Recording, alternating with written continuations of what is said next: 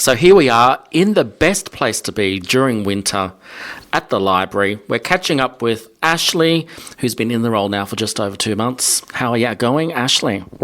I would say that it's going really well. It's one of the best jobs I've ever had in my life. Who doesn't love a library? And I've got to tell you what, I think you do have the warmest office in the whole of Lachlan Street. It's always a balmy 24 degrees in here, so we're always happy to have anyone in. Yeah, which is so good because the days have been cool. And there's so much happening here also, so you would never ever get bored. And we might talk about the event that you just had on Monday and started on Monday, which was Cuppa and a Chat. How did it go? It went amazingly. So it was the first one back. It's an event that used to run at the library quite a while ago. They used to hold a lot of adult events at the library, but we're trying to bring a lot of them back, especially as winter kicks in. So today we had Cuppa and a Chat. One of our volunteers, Robin, she organised a lot of pictures from the 70s, from the Graziers, and so we probably had about 50 photos and articles from people that everyone would recognise and remember, and we had 10 people attend, which was great. We had a cuppa, we had a chat, we had slices, cakes. It was just a really good vibe, a lot of laughs and a lot of memories, so it was really good. And the idea, Ashleigh, that each month that it's on, there'll be a different topic each month? Yeah, so each month we got some suggestions today. So the big suggestion today was that people who come along and people who feel comfortable are going to tell stories about how they came to Hay, where they worked in Hay. There was a lot of people that came today that were really willing to share their stories, and that's what libraries are about. It's about sharing stories, and we love celebrating our community, and they do too. So it'll be really interesting. So next month it will be a lot of local stories. And anyone can come, so even I could come along to that and catch up with some locals. Yeah, so anyone is welcome. It's an adults-only event.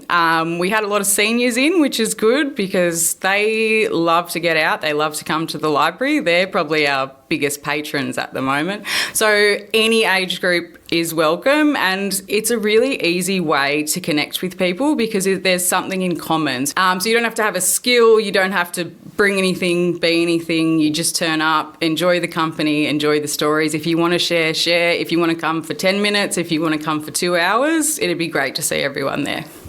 And I guess the best thing about this is that if you are sitting at home and you feel like you're a bit isolated and that your mental health is not going so well, that this would be the perfect thing to pop along to.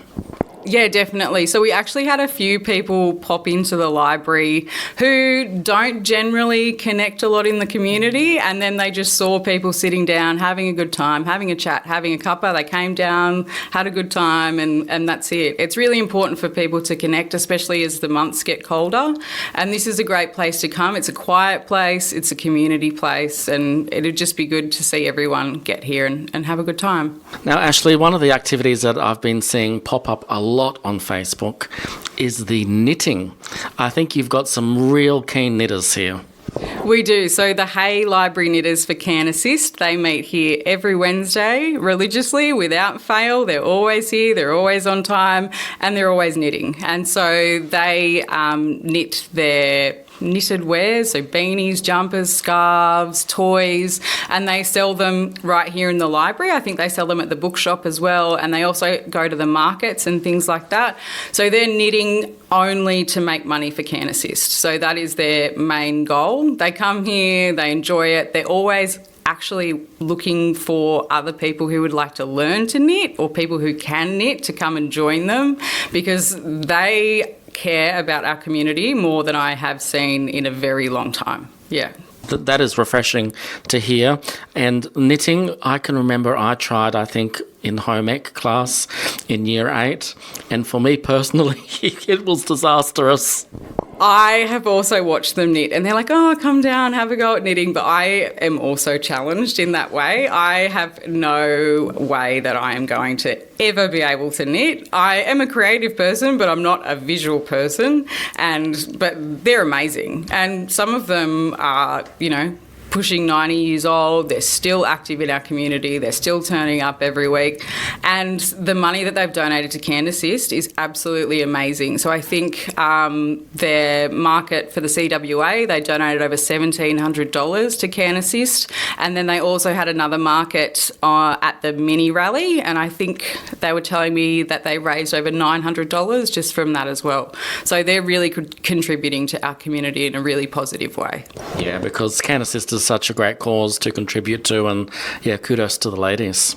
Yeah, and they absolutely love what they do. When I saw them at the mini market, they said they got there at 7:30 in the morning to get their spot. You know, they're keen, and they're really keen to be able to share that skill with younger generations as well. So one of the things that we are thinking about doing in the school holidays is potentially getting some registrations for younger people who would like to learn to knit, and kind of trying to carry on that tradition in our community, I think, is really important. One of the other great things that you do here at the library is the movies, and it doesn't matter whether it's summer or winter. In summer we can escape the heat, and in winter we can come in and capture the heat and watch a good movie. Any idea what's coming up? So in the school holidays, we will be running our kids' movies again. So we're not running the movies for adults anymore at the moment. So that will be something that we bring back in the long run. So in the school holidays, we'll have movies for kids. We haven't picked the titles yet, but one thing that we're really looking forward to doing moving forward is having people come in and give us recommendations. We think it's really important to be able to serve the community in the way that they want. So it shouldn't always just be us picking things. Like, we're really open to book recommendations, movie recommendations, and if we were able to get some recommendations from young people and to get more people through the door, more kids in here reading, watching movies, connecting with each other, that would be really good. A good flick and some popcorn is on most people's list, I think. Yeah. Scrabble here at the library. I get a bit excited when I hear the word Scrabble. So we do have some Scrabblers who have returned, our regular Scrabblers. We probably have 3 or 4 ladies each Wednesday when the knitters are in. A good time with them. Something else that we've also done is we have a lot of board games and puzzles and things here in the library. They were previously in a storeroom, so we have put those out for people to come in and use. So as the weather gets colder, if you want to come in, do a communal puzzle, play a board game. We have a lot of kids that come in after school these days that were just playing the computers, but now they're here playing board games, or they're doing craft, or they're colouring. So there is a lot of things to do here that I think that people maybe don't know that you can do at the library. And so, yeah. And I guess the best thing about coming to a library with all these activities, Ashleigh, is that it's really, really good to escape from your devices, put them down and do something that is fun, but yet educational. So we have found that a lot of people are moving away from reading physical books, and that is a shame in a lot of ways, because we do have such a wide, beautiful collection of books that we're always adding to. And I think that it's kind of a lost art in a sense, and there's nothing better than holding a physical book, turning a page. But I think that you have a different connection with a story when you're reading it on paper as well. But in saying that, we do have a lot of audiobooks here as well. So you can use the app to download audiobooks there, or we do still have the audiobooks on CDs that people can use if they're driving to Denny, driving to Wagga, so they can listen to a story while they're driving. And we also do have stories in other forms. So we have a lot of DVDs. So we have a lot of DVD series, a lot of movies, not just for adults, but also for kids. And we're always updating those collections as well. So physical books is something that I would particularly love to see go off the shelves a little bit more, but we love stories of all forms, and whatever you're looking for, if we don't have it, we're happy to get it from another library, or we're happy to purchase it for our collection as well. Yeah, look, that's good to know. And look, for me, it's all about holding the book and feeling the pages, and it kind of takes you to another place as opposed to reading something on the screen. Yeah, it really is. It's a real experience. And I think the thing that people forget about libraries or even individual books is that when you come into a library, what you're doing is you're coming into a space where you're surrounded by stories. It's a place that you're never alone. It's a place where you can read or listen to people's experiences and immerse yourself in that. There's nothing better than learning about yourself and learning about others through stories. It's really important. That's the way that we connect as human beings. And so this is a really important place, especially for young people, to start figuring out who they are and what they like, that kind of stuff. Yeah. Yeah, I'd agree with you there. Hence, maybe the reason why we've got an author that's visiting the library next week. Yeah, so we're really excited to welcome Maya Linnell to the library next Thursday, the 26th. She'll be here to do an author talk. Charlotte and I have been very busy reading a pre-publication issue of her latest novel so that we can sit down and do an in-conversation with her. So we're asking people to be here at 9:30 for a 10 o'clock start. Maya has generously decided that she will drop into the Hay Library on the way to a bigger event. So we're very, very grateful for that. So we're starting at 10 o'clock. We'll do an in-conversation. There'll be a lucky door prize, free morning tea, coffee, and she'll be around to chat with people after the event, sign some books, and she'll have some for purchase as well. That's really exciting, and I did hear a little whisper in Lachlan Street that she's a romance novelist. She is. She's a rural romance writer. So she actually grew up in a small country town. So she uses her experiences to craft worlds that are really relatable to rural people, like the ones that live in Hay. And she's also quite a prolific rural romance writer. So she has been on the Better Reading Top 100 list. Wow. She's quite critically acclaimed, and so we feel really lucky to have her here. She's been shortlisted multiple times in the Australian Romance Reader Association Awards. So she is someone that our readers love, and we're hoping that they will come along and celebrate her and celebrate her work and her new novel. But we'd also hope that people who have any interest in writing, in stories, in rural life, in romance, to come along and listen to her talk, because I think it's a rarity that you get to listen to someone explain how they craft a novel or craft a story in a way that's so widely accepted and loved. So, yeah, we're very excited about that. Yeah. So that's all happening next week. And then we were just chatting off air about a new group that you're hoping to get started here, and it's to do with carers. Yeah, so we will be launching a monthly carers catch-up group, and that's to support local carers in our community with information, connection and conversation. So we know that caring for others can be a very rewarding but also a very isolating and difficult job. So what we're going to do is start our first session on Monday the 30th of June at 10 a.m, and we'd like it to be quite an informal catch-up, so it's just like cuppa and a chat. If you want to come along and just socially connect, then that's what you do. If you want to share common experiences with other people who are caring for others, if you want to come along and learn something. So I've been in touch with Carers New South Wales, who've said that they'll come and do some seminars or do some virtual seminars as well. And I'm linking in with some other Carers Gateway groups that are local as well. They've sent us through a lot of resources that look really beneficial about wellbeing, about finances, all of those kinds of things. So it will be just an informal catch up, but there will be seminars, there will be morning tea, and we're hoping that people can just come along and connect in a way that is really meaningful for them and brightens their day and makes their life a little bit easier, even just sharing one story at a time. Yeah, look, which is so good, because quite often the carers put themselves second because they're so busy out there caring for others that they can neglect themselves.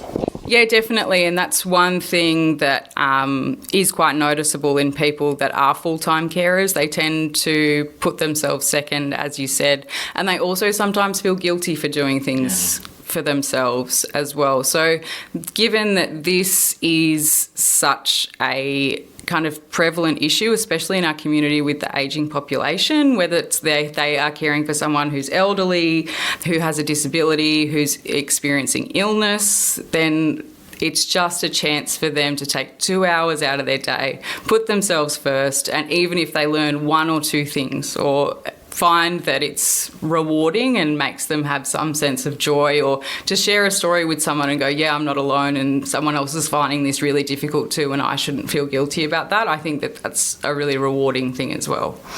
Yeah, it so is, Ashleigh. So if you're looking for something to do, don't forget about the fantastic displays we do have here in the library. Ashleigh, what have we got on display at the moment?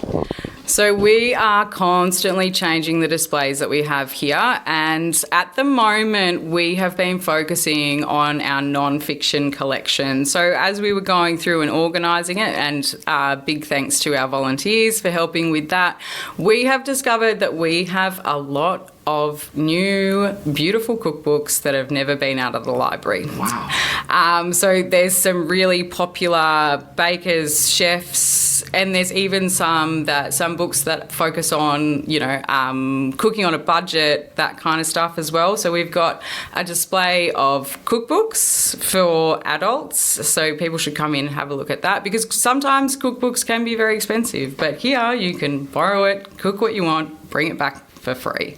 And for our younger readers, we're also focusing on non-fiction for them as well. So we're focusing on animals at the moment. We've got a lot of books that have been out probably twice since we've purchased them, and they are beautiful books. They're beautifully illustrated. There's a lot of information in them, and they're books that kids would find really interesting, but they've just kind of been tucked away. So the focus for younger kids at the moment is animals, and then we'll be moving on to books about feelings, I think is the next one. Wow, how exciting. Lots of different things happening there, lots of different topics. You're kind of catering to everybody's needs, which is so good, Ashleigh. We're trying to. So the good thing about libraries is that they can be a really vibrant community hub for people to meet, to share stories, to engage, and that's what we want this to be. And we would love to see people who've never been to the Hay Library come to the Hay Library, see what we're about. In the coming months we will be having an open day, which we are excited about, just so that people can come in and see what we do have to offer, make suggestions, and then just kind of feel safe and welcomed in this place is the main thing that we want, because we love having people come in, we love being busy, we love helping people find books about things that they're passionate about. It's just a beautiful place to be. And most importantly, at this time of the year, it's a nice and warm place to be. It's always a balmy 24 degrees in the library, so if anyone is looking for somewhere warm to do their schoolwork, to come and even just hang out, it's always warm and it's always free. That's right. You can make a saving on your energy bills. Thanks, Ashleigh. No worries. Thanks, Matt. So good to talk to you.